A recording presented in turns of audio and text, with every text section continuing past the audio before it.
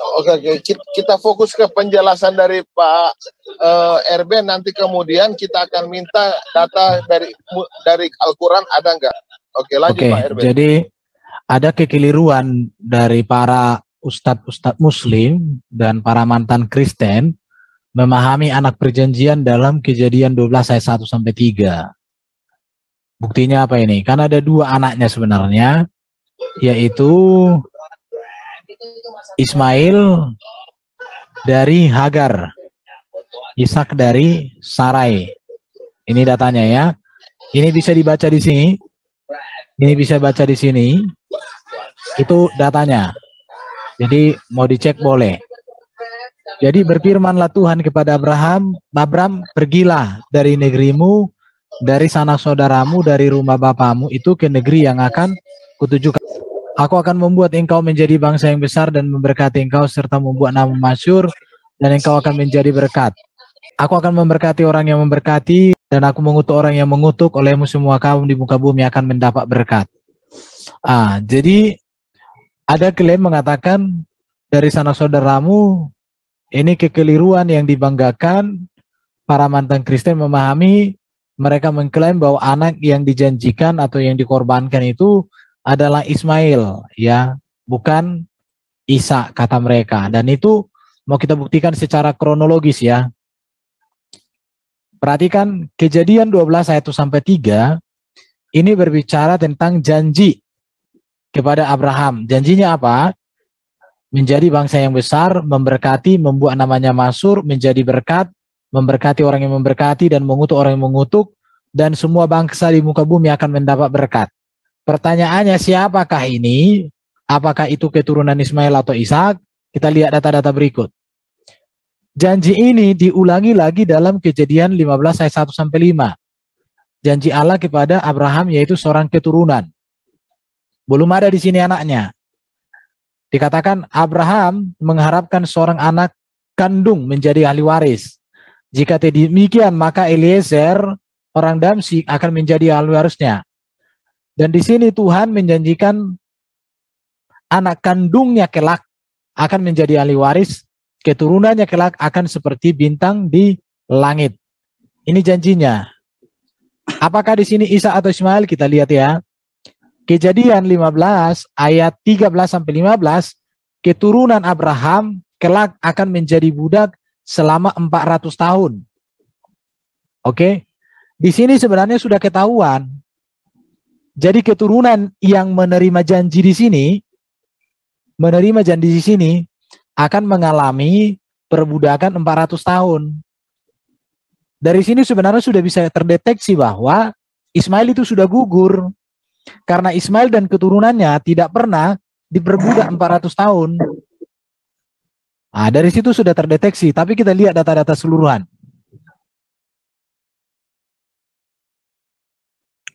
Ya, keturunan Abraham akan menjadi orang asing dalam satu negeri yang bukan kepunyaan mereka.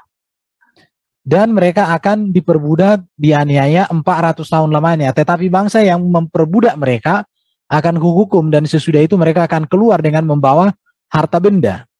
Apakah keturunan Ismail pernah mengalami perbudakan selama 400 tahun? Tidak. Jadi keturunan yang menjanjikan itu ini udah pasti ke sini. Itu data pertama ya. Jadi deteksi data pertama ya seperti ini. Kita lihat lagi ya. Jadi Abraham itu ada dua anaknya dan itu terbukti. Sekarang kita lihat Kejadian 16 ayat 104. Di sini dikatakan Sarai memberikan Hagar budaknya untuk melahirkan anak bagi Abraham. Oke.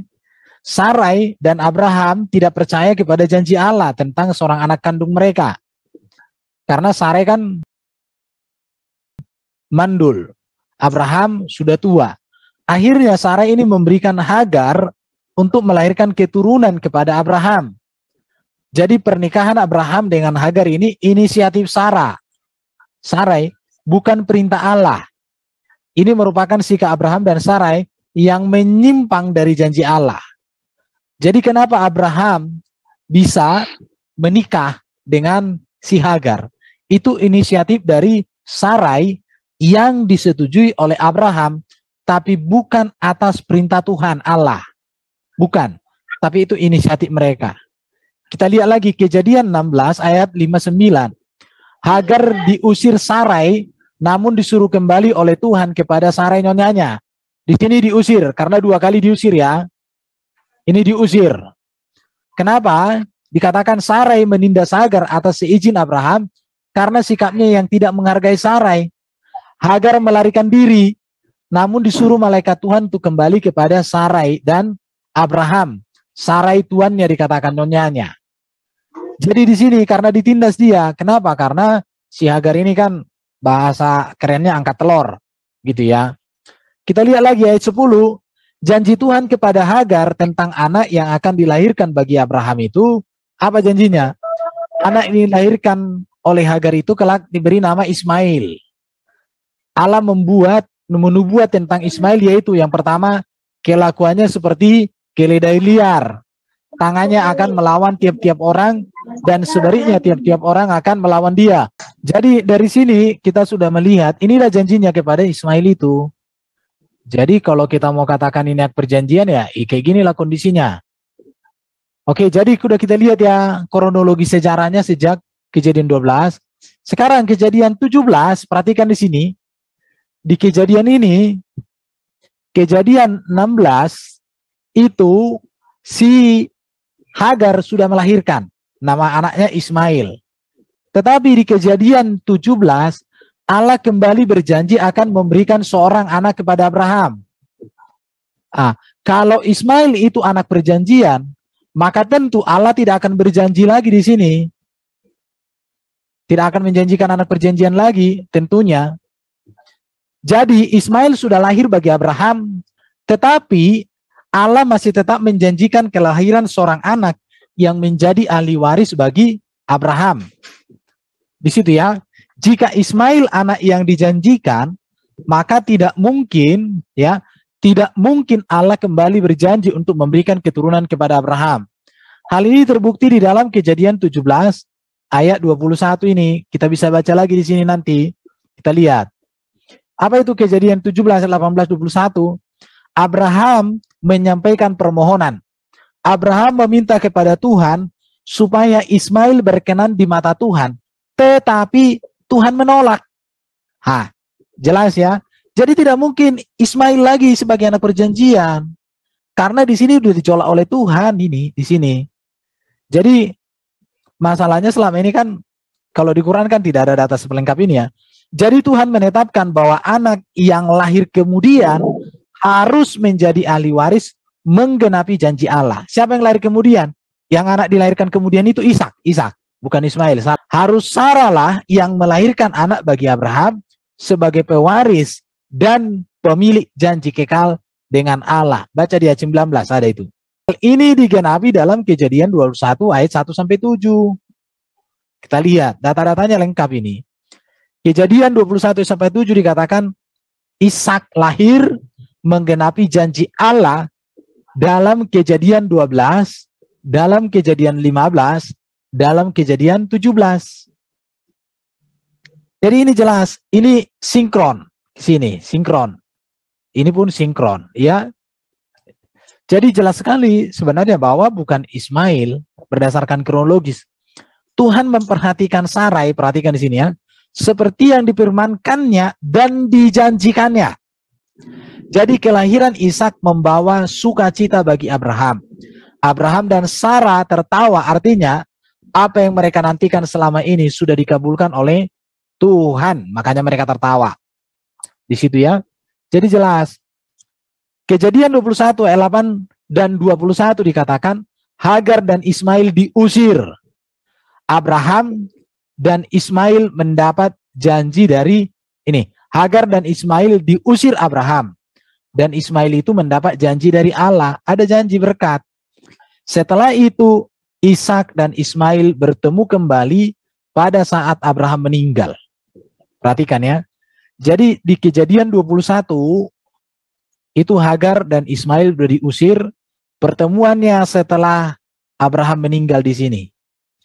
Jadi kehadiran Ishak berdampak besar bagi keberadaan Ismail dan Hagar.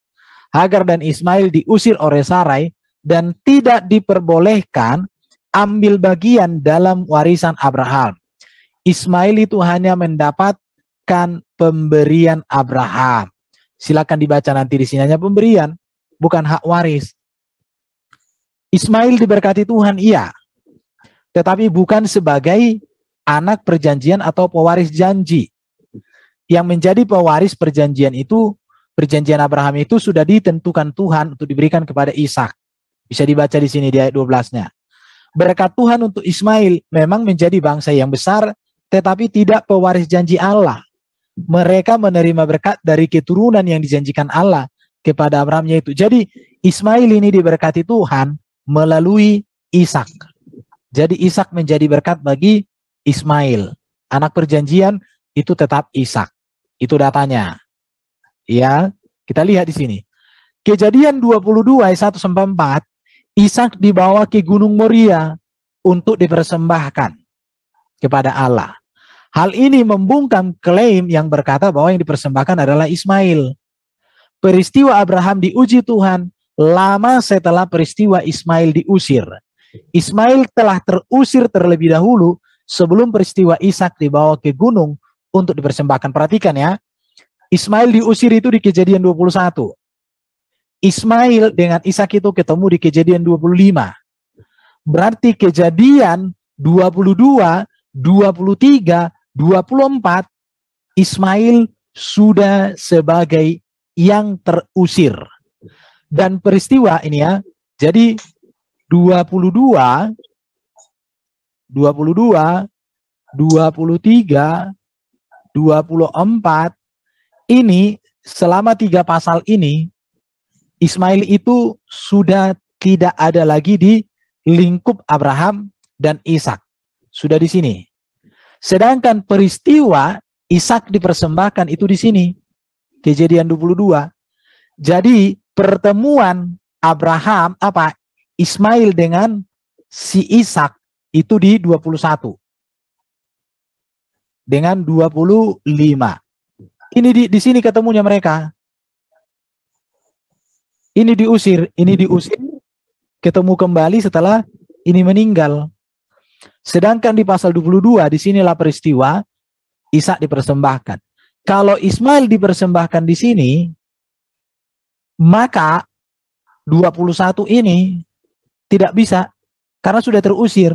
Dan pertemuannya setelah itu ada di sini, Kejadian 25. Menurut saya ini sudah detail sekali. Jadi baru nanti kalau dibaca ini Kejadian 22, tidak ada satu kata pun di sini nama Ismail. Ya. Tetapi kalau nama Ishak di sini ada puluhan kali. Puluhan kali dengan nama Ishak langsung dan kata ganti. Puluhan. Saya sudah hitung. Tidak ada satu kata pun di sini ada namanya kata Ismail. Jadi Kejadian 22, 15-19, janji Allah dalam Kejadian 12, ayat 1 ini sudah digenapi. Dan ini diulang dan ditegaskan kembali.